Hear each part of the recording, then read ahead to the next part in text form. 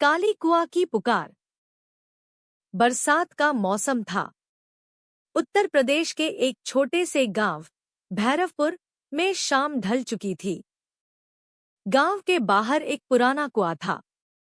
लोग उसे काला कुआं कहते थे। उस कुएं के बारे में एक अजीब कहानी मशहूर थी। कहा जाता था कि रात के 12 बजे के बाद अगर कोई उस कुएं के पास जाए तो उसे किसी औरत के रोने की आवाज सुनाई देती है, और अगर उसने उस आवाज का जवाब दे दिया तो वह कभी वापस नहीं लौटता। गांव वाले वर्षों से उस कुएं से दूर रहते थे, लेकिन हर डरावनी कहानी की तरह कुछ लोग ऐसे भी होते हैं जो चेतावनियों को मजाक समझते हैं। उसी गांव में 4 दोस्त रहते थे। राघव, मोहित, विक्रम और अमन। चारों कॉलेज में पढ़ते थे और भूत प्रेत जैसी बातों पर बिल्कुल विश्वास नहीं करते थे। एक रात गांव की चौपाल में बैठे बैठे बातचीत हो रही थी। तभी एक बुजुर्ग ने कहा, बेटा, रात में काले कुएं के पास मत जाना। मोहित हंस पड़ा। दादाजी, आज के ज़माने में भी आप भूतों पर यकीन करते हैं? बुजुर्ग का चेहरा गंभीर हो गया। मैंने अपनी आंखों से लोगों को गायब होते देखा है। लेकिन चारों दोस्तों ने उनकी बात पर ध्यान नहीं दिया। उस रात उन्होंने फैसला किया कि वे 12 बजे काले कुएं के पास जाएंगे और साबित करेंगे कि भूत जैसी कोई चीज नहीं होती। रात के ठीक 12 बजे चारों टॉर्च लेकर गांव से बाहर निकल पड़े। आसमान बादलों से ढका हुआ था। हवा अजीब तरह से चल रही थी। कुत्ते लगातार भौंक रहे थे, लेकिन वे आगे बढ़ते रहे। करीब आधे घंटे बाद वे कुएं के पास पहुंच गए। कुआं वास्तव में डरावना था। उसके चारों ओर सूखे पेड़ खड़े थे, पत्थरों पर काई जमी हुई थी और आसपास ऐसा सन्नाटा था कि अपनी सांसों की आवाज भी साफ सुनाई दे रही थी। बस यही है वो मशहूर काला कुआं। अमन हंसा। मुझे तो कुछ खास नहीं लग रहा। तभी हवा अचानक रुक गई, पूरी तरह, एकदम, मानो समय ठहर गया हो। और अगले ही पल किसी औरत के रोने की आवाज सुनाई दी। आह! चारों दोस्तों के चेहरे से मुस्कान गायब हो गई। आवाज कुएं के अंदर से आ रही थी, बहुत धीमी, बहुत दर्द भरी, जैसे कोई वर्षों से रो रहा हो। मोहित ने हिम्मत करके कुएं में टॉर्च डाली, लेकिन अंदर सिर्फ अंधेरा था। गहरा, अनंत अंधेरा। अचानक रोने की आवाज बंद हो गई और उसकी जगह एक फुसफुसाहट सुनाई दी। कोई है। चारों दोस्त एक दूसरे को देखने लगे। फिर आवाज आई, मुझे बाहर निकालो। अब उनके शरीर में डर दौड़ने लगा था, लेकिन राघव ने खुद को संभाला। कोई मजाक कर रहा होगा। उसने कुएं के अंदर झांका और अगले ही पल उसका चेहरा सफेद पड़ गया। उसे कुएं की गहराई में एक चेहरा दिखाई दिया।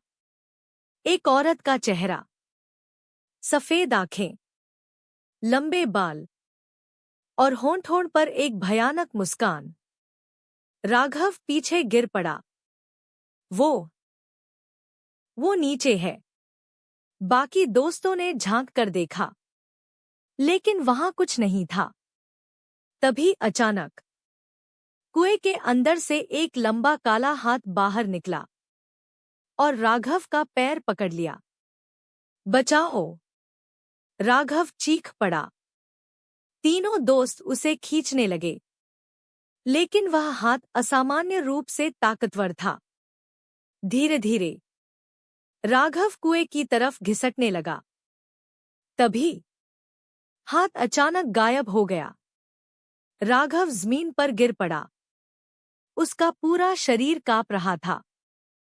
चलो यहां से, विक्रम चिल्लाया। चारों भागते हुए गांव लौट आए। लेकिन असली डर तो अब शुरू होने वाला था। अगली सुबह राघव बदलाबदला सा लग रहा था। वह किसी से बात नहीं कर रहा था। उसकी आंखों के नीचे काले घेरे पड़ गए थे। और सबसे अजीब बात, वह बार बार एक ही दिशा में देख रहा था, कुएं की दिशा में। उस रात राघव अचानक घर से गायब हो गया। सुबह उसकी मां रोती हुई गांव वालों के पास पहुंची। पूरे गांव में खोजबीन शुरू हुई, लेकिन राघव कहीं नहीं मिला। तीसरे दिन राघव खुद वापस लौट आया, लेकिन वह वही राघव नहीं था। उसकी आंखें पूरी तरह सफेद हो चुकी थी। उसके चेहरे पर अजीब मुस्कान थी। और उसकी आवाज किसी बूढ़ी औरत जैसी हो गई थी। उसने घर में प्रवेश करते ही कहा, वो आ रही है। कौन? उसकी मां रोते हुए बोली। राघव धीरे धीरे मुस्कुराया और बोला, जिसे तुम लोगों ने कुएं में दफनाया था। पूरा गांव दहशत में आ गया। गांव के सबसे बुजुर्ग व्यक्ति को बुलाया गया। उन्होंने राघव को देखते ही कहा, बहुत देर हो चुकी है। फिर उन्होंने एक पुरानी कहानी सुनाई। करीब 100 साल पहले गांव में एक औरत रहती थी। नाम था चंद्रकला। लोग उसे डायन समझते थे, हालांकि उसने कभी किसी का बुरा नहीं किया था। एक साल गांव में महामारी फैली। कई लोग मर गए और गुस्से में गांव वालों ने चंद्रकला को दोषी ठहरा दिया। उन्होंने उसे पकड़ लिया, पीटा और जिंदा उसी कुएं में फेंक दिया। मरते समय चंद्रकला ने एक श्राप दिया था, जिस दिन कोई मेरी पुकार सुनेगा, मैं लौटूंगी और पूरा गांव अपने साथ ले जाऊंगी। यह सुनते ही सबके चेहरों का रंग उड़ गया। उस रात पूरे गांव में अजीब घटनाएं होने लगी। कहीं बच्चों के रोने की आवाजें आने लगी, कहीं दरवाजे अपने आप खुलने लगे, कहीं खाली कमरों में कदमों की आहट सुनाई देने लगी। और फिर पहली मौत हुई, मोहित की। सुबह उसका शव खेतों में मिला। उसका शरीर बुरी तरह मुड़ा हुआ था, मानो किसी ने उसकी हड्डियां तोड़ दी हों। उसकी आंखें खुली थीं और चेहरे पर ऐसा डर था जैसा किसी इंसान ने मरने से पहले नरक देख लिया हो। इसके बाद हर रात कोई न कोई मरने लगा। पूरा गांव खाली होने लगा। लोग भागने लगे, लेकिन जो गांव छोड़कर जाते, वे भी रास्ते में मृत मिलते। अब सबको यकीन हो चुका था, चंद्रकला लौट आई थी। आखिरकार एक तांत्रिक को बुलाया गया। वह आधी रात को कुएं के पास पहुंचा। उसने मंत्र पढ़ना शुरू किया। अचानक कुएं से चीख निकलने लगी, धरती कांपने लगी और फिर कुएं के अंदर से एक औरत बाहर निकली।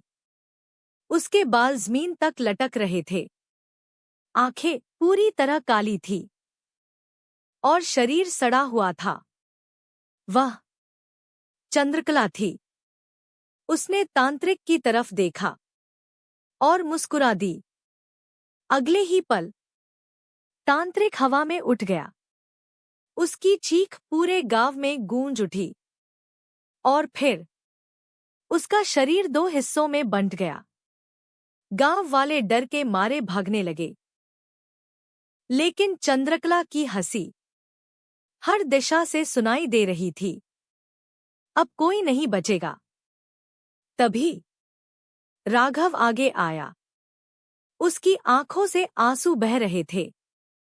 मुझे माफ कर दो, उसने कहा। चंद्रकला कुछ पल चुप रही।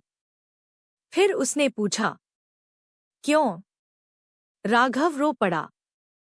क्योंकि हम इंसान हमेशा डर के कारण गलत लोगों को सजा दे देते हैं। कुछ सेकंड तक सन्नाटा रहा।